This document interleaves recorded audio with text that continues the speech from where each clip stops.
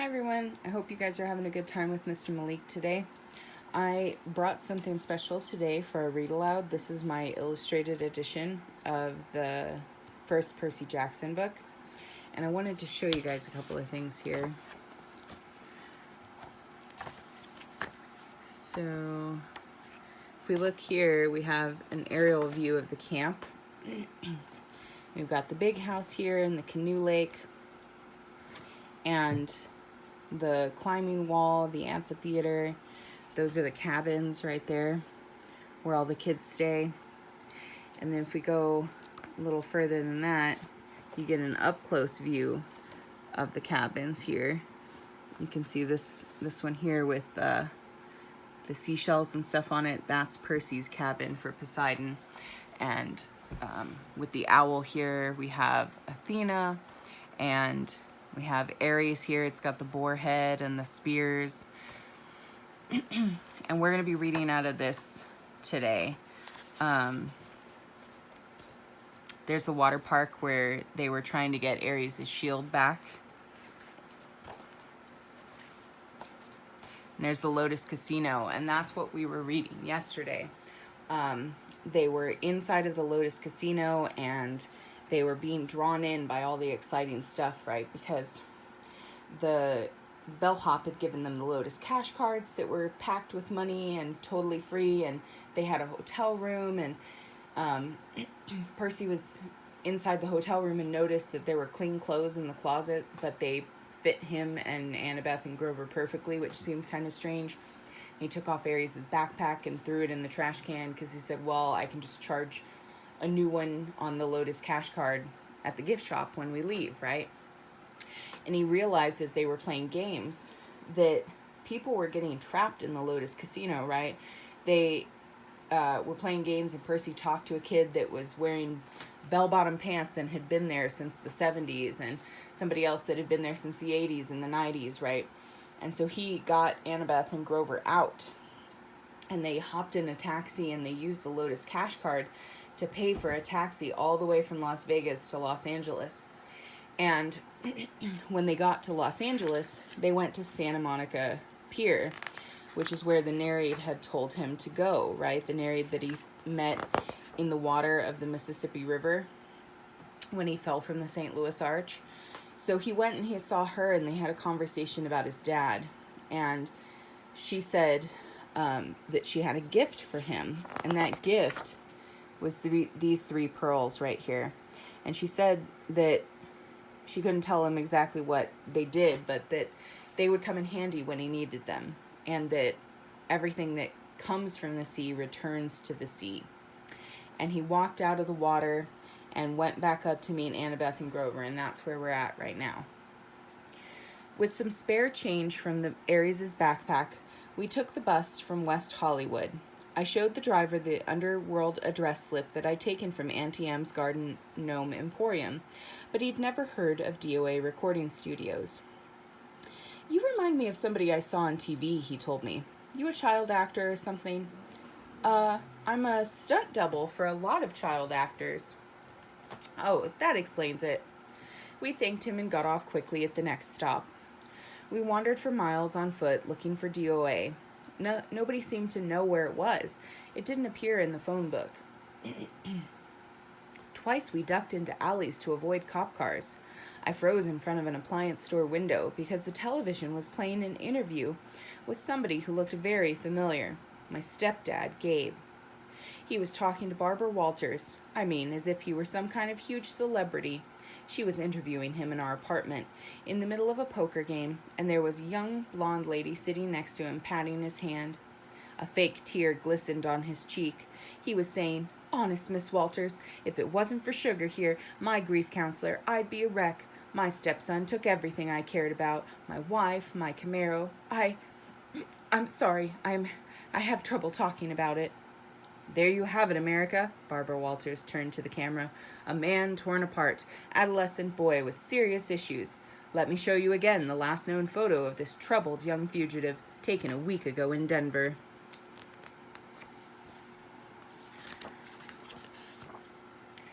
The screen cut to a grimy shot of me, Annabeth, and Grover standing outside the Colorado diner, talking to Aries. "Who are the other children in this photo?" Barbara Walters asked dramatically. "Who is the man with them? Is Percy Jackson a delinquent, a terrorist, or perhaps a brainwashed victim of a frightening new cult?" When we come back, we chat with leading child psychologist. Stay tuned, America. "Come on," Grover told me, and he hauled me away before I could punch a hole in the appliance store window. It got dark and hungry-looking characters started coming out onto the streets to play. Now, don't get me wrong, I'm a New Yorker. I don't scare easily, but LA has a totally different feel from New York. Back home, everything seemed close. It didn't matter how big the city was, you could get anywhere without getting lost. The street pattern made sense. There was a system to how things worked, and a kid could be safe. LA wasn't like that. It was spread out, chaotic, hard to move around. It reminded me of Aries. It wasn't enough for LA to be big. It had to prove it was big by being loud and strange and difficult to navigate too. I didn't know how we were ever going to find the entrance to the underworld by tomorrow, the summer solstice. We walked past gangbangers, bums, and street hawkers who looked at us like they were trying to figure out whether we were worth the trouble of mugging. As we hurried past the entrance of an alley, a voice from the darkness said, "Hey, you!" And I stopped. Before I knew it, we were surrounded. A gang of kids had circled us, 6 of them in all. White kids, with expensive clothes and mean faces, like the kids at Yancey Academy. Rich brats playing at being bad boys. Instinctively, I uncapped Riptide. When the sword appeared out of nowhere, the kids backed off, but their leader was either really crazy or really brave, because he kept coming at me with a switchblade. I made the mistake of swinging. The kid yelped, but he must have been 100% mortal, because the blade passed harmlessly right through him. He looked down. "What the?"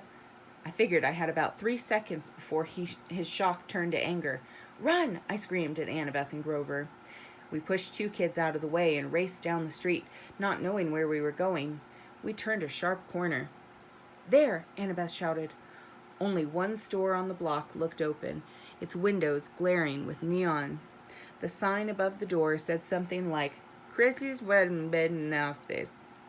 "Krusty's Waterbed Palace," Grover translated. It didn't sound like a place I'd ever go except in an emergency, but this definitely qualified. We burst through the doors, ran behind a waterbed, and ducked.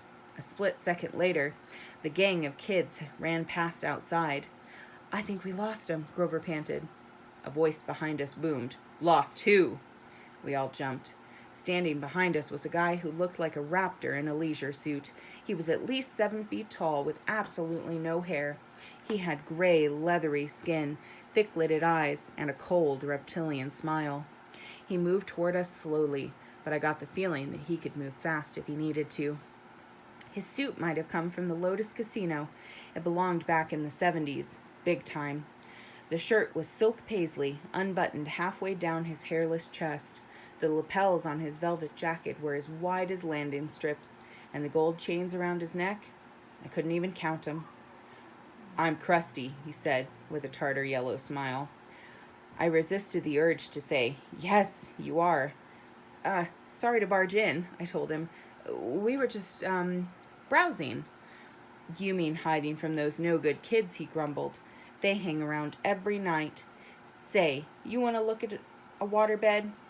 I was about to say no thanks when he put a huge paw on my shoulder and steered me deeper into the showroom. There was every kind of waterbed you could imagine.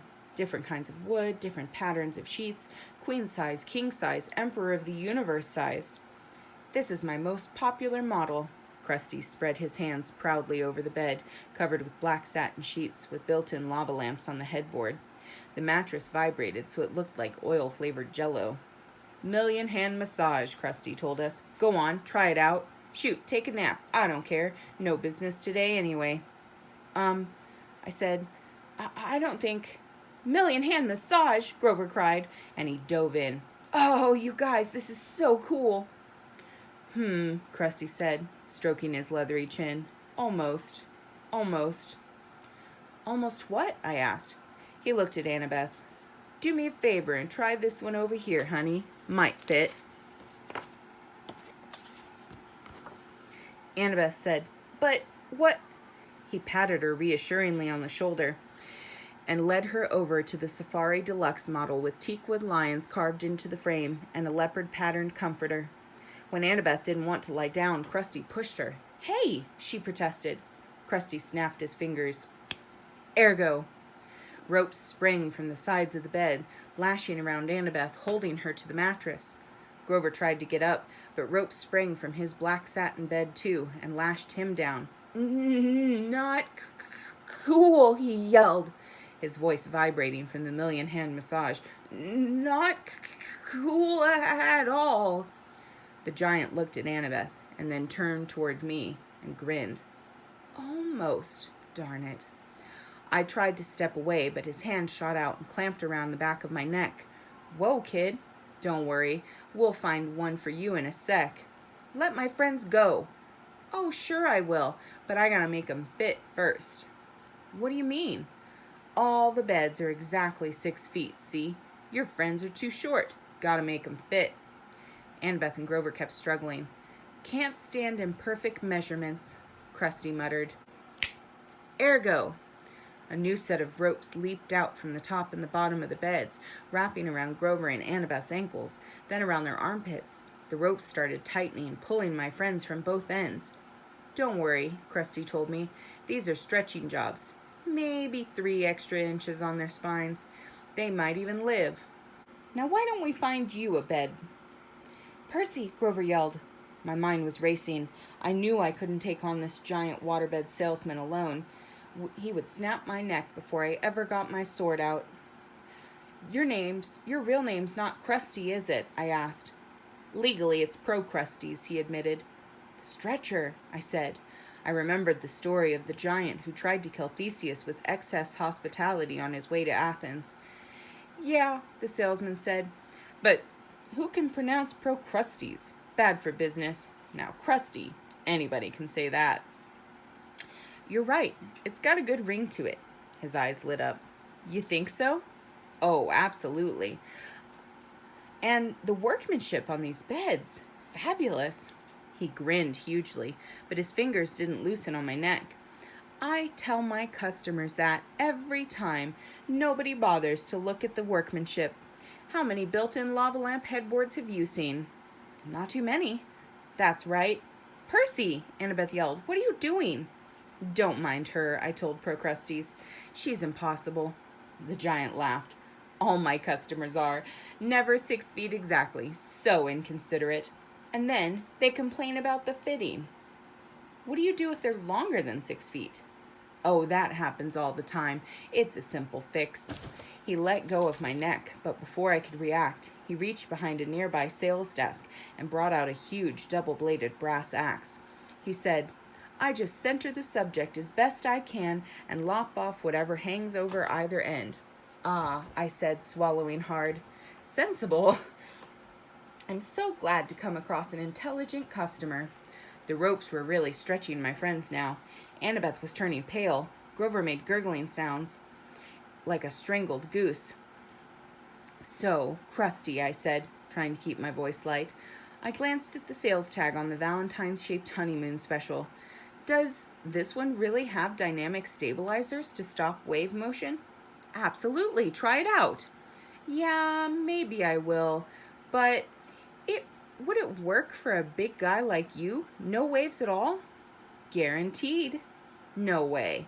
"Way. Show me." He sat down eagerly on the bed, patted the mattress. "No waves. See?" I snapped my fingers. "Ergo." Ropes lashed around Krusty and flattened him against the mattress. "Hey," he yelled. "Center him just right," I said. The ropes readjusted themselves at my command. Krusty's whole head stuck out of the top. His feet stuck out at the bottom. "No," he said. "Wait, this is just a demo." I uncapped Riptide. "A few simple adjustments." I had no qualms about what I was about to do. If Krusty were human, I couldn't hurt him anyway. If he was a monster, he deserved to turn to dust for a while. "You drive a hard bargain," he said. I'll give you 30% off on selected floor models." "I think I'll start with the top." I raised my sword. "No money down, no interest for 6 months." I swung my sword. Krusty stopped making offers. I cut the ropes on the other beds. Annabeth and Grover got to their feet, groaning and wincing and cursing at me a lot. You look taller, I said. Very funny, Annabeth said. Be faster next time. I looked at the bulletin board behind Krusty's sales desk. There was an advertisement for Hermes delivery service and another for an all-new compendium of LA area monsters. The only monstrous yellow pages you'll ever need. And under that, a bright orange flyer for DOA recording studios offering commissions for heroes' souls.